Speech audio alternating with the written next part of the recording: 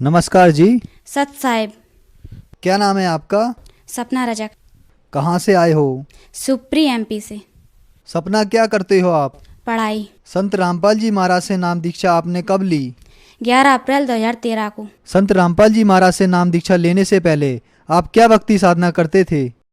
संत रामपाल जी महाराज जी से नाम दीक्षा लेने से पहले हम सभी देवी देवताओं की भक्ति करते थे। जितने भी 33 करोड़ देवी देवता हैं उनकी सबकी जहाँ से भक्ति साधना मिलती थी सबकी भक्ति साधना करते थे।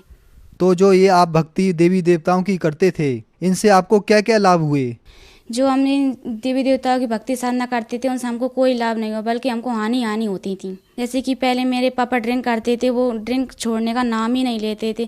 मेरी मम्मी उनसे बहुत परेशान हो गई थी। जैसे हमारा पहले मकान भी नहीं बना हुआ था, तो मम्मी कहती थी कि ये गृहस्थी कैसे चलेगी, मैं तो पागल हो जाऊंगी, ऐसे मुझे नहीं रहना यहाँ पे।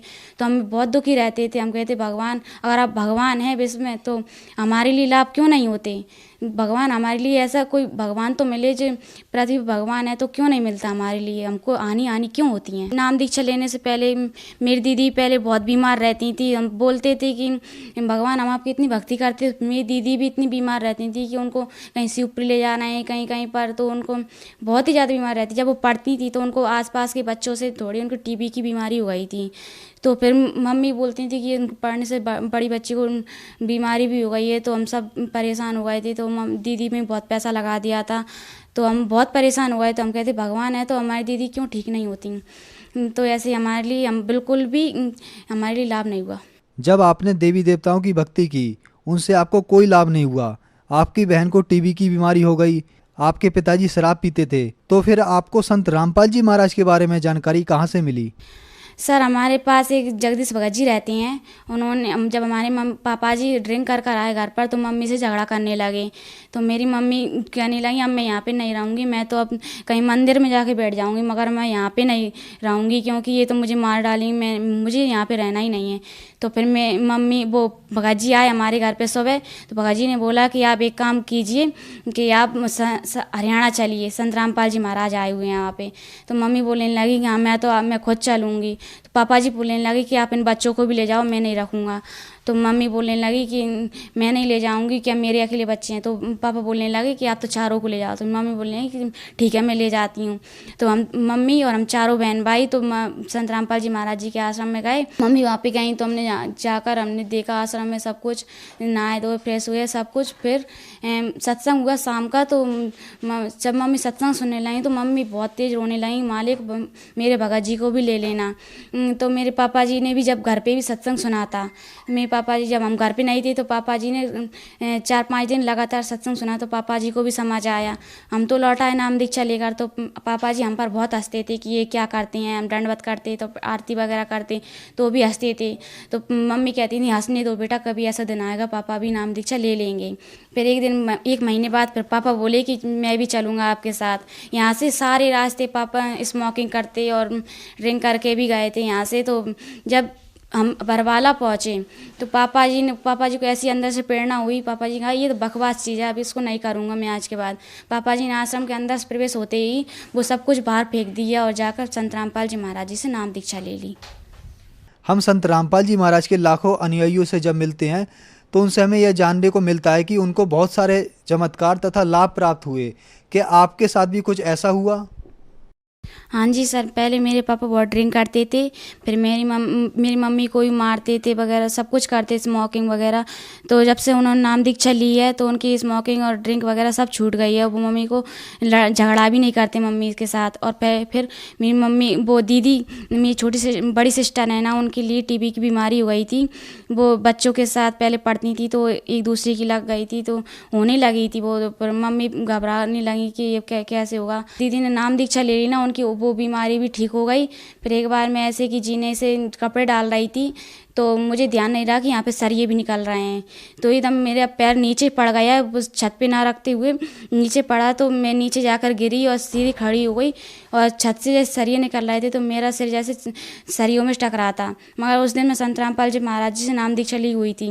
अगर उस दिन मैं संत रामपाल जी महाराज जी से नाम दीक्षा नहीं ली होती तो उस दिन भी मेरे साथ कुछ ना कुछ होता। और पहले हमारा अशोकनगर का प्लॉट नहीं बिच रहा था।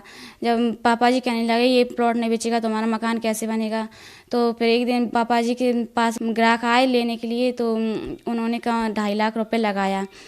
तो पापा जी ने वो बेच दिया मकान वहाँ का, क्योंकि यहाँ बदरवास वाला मकान बनाना था हमारे लिए।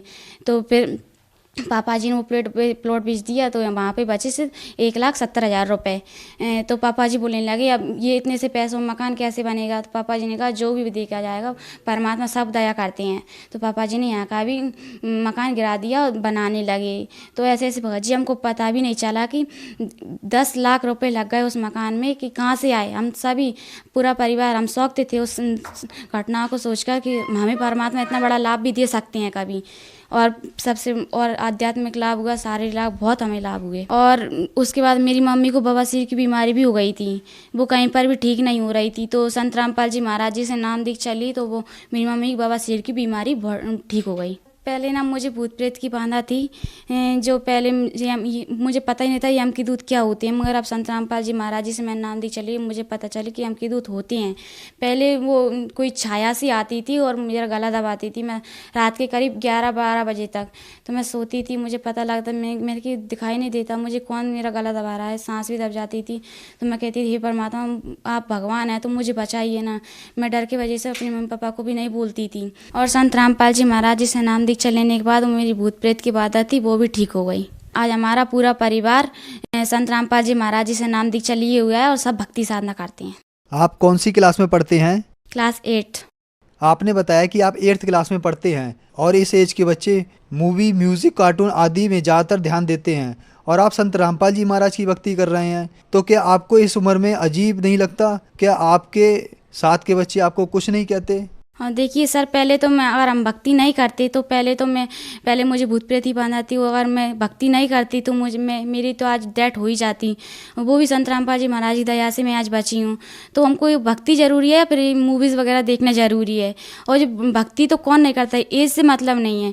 एज तो बुढ़ापे में ही करते हैं और जवानी में सब भक्ति करते हैं। तो बुढ़ापे में अगर भक्ति नहीं कर पाई जो लोगों ने, तो फिर वो क्या करेंगे। तो मेरा यही निवेदन है कि भक्ति ज़रूरी है। आपको संत रामपाल जी महाराज से नाम दीक्षा लेने के बाद बहुत सारे लाभ प्राप्त हुए, तो जो आज आपको सुन रहे हैं उनको आप क्या संदेश देना चाहते हैं? संदेश तो नहीं दे पाऊंगी, मैं उनसे निवेदन ही करूंगी कि पृथ्वी पर संत रामपाल जी महाराज आए हुए हैं, क्योंकि मनुष्य जन्म बहुत दुर्लभ है, ये बार बार नहीं मिलता। मनुष्य जन्म बहुत दुर्लभ है, मिले ना बारंबार, तरबर से पत्ता टूट गिरे बहुर न लगता डार। ये फिर बार बार जन्म नहीं मिलेगा, ना जाने फिर हम ये जन्म मिला है, फिर अगली बार हम कौन सी योनि में जाएंगे, कौन सी जन्म मिलेगा हमारे लिए, फिर भक्ति कहाँ से करेंगे। मनुष्य जन्म यही प्राइम टाइम है, इसमें गोल्डन चांस हमारे लिए, और इसमें भक्ति साधना कर लिया तो कर लिए, नहीं फिर बाद में नहीं कर पाएंगे। और सबसे बड़ी मेरी मांग मेरी हरियाणा सरकार और भारत सरकार से यही निवेदन है कि हमारे संत रामपाल जी महाराज जितने भी झूठे केस लगाए गए हैं वो निर्दोष हैं, उनको रिहा किया जाए। क्योंकि हमारे संत रामपाल जी महाराज अभी 2 केसों में बिल्कुल बाइज्जत रिहा किए गए हैं। तो मेरा भारत सरकार और हरियाणा सरकार से यही निवेदन है कि हमारे संत रामपाल जी महाराज के सभी केसों की रिहा किया जाए। और जल्दी से जल्दी, जितना जल्दी हो सके, संत रामपाल जी महाराज जी की शरण में आओ और अपना कल्याण कराओ, क्योंकि यही प्राइम टाइम है, गोल्डन चांस। अगर हमने छोड़ दिया तो ये मौका बार बार नहीं मिलेगा। संत रामपाल जी महाराज की शरण में कैसे आ सकते हैं? सर, संत रामपाल जी महाराज का बहुत सारे टीवी चैनलों पर सत्संग चलता है, जैसे कि अभी साधना चैनल, ईश्वर टीवी, वृंदा और Nepal first news, Haryana news, ETC वगैरह सब पे चलता है। तो टीवी स्क्रीन पर नीचे पट्टी आती है, उस पर कुछ नंबर्स दिए रहते हैं, उन पर कॉल करके आप उनसे पूछ सकते हैं कि जो हमारे नज़दीक कौन कौन सा नामदान सेंटर है, वहाँ से कहाँ से नाम दीक्षा ले सकते हैं। तो वहाँ से वो आपको बताएंगे और नाम दीक्षा वहाँ से आप जाकर नाम दीक्षा ले सकती हैं। धन्यवाद। Thank you sir.